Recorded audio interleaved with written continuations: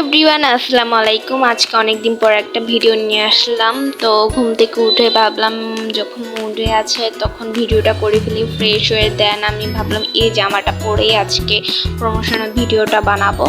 তো দেন অনেক দিন ধরে আমার ভিডিও এসব বানানো হয় না, অনেক দিন বলতে অনেক মাস ধরেই আমি কোনো ব্লগ টক পোস্ট করি না, কারণ পড়াশোনার জন্য বিজি থাকি।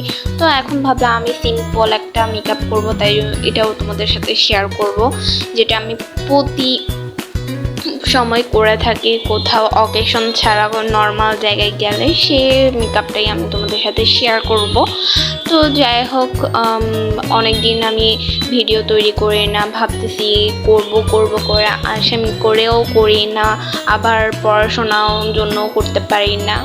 আর কে কেমন আছেন, কে কোত্থেকে আমার এই ভিডিওটা দেখছেন, প্লিজ কমেন্টে জানিয়ে যাবেন। আর আমার ভিডিওটা শেয়ার করবেন, লাইক কমেন্ট করবেন প্লিজ। আর আমি ভেবেছিলাম আমার 5000 ফলোয়ার হলে আমি লাইভে আসবো, বাট এখনও আমার ফলোয়ার 2000 মধ্যেই আটকে আছে।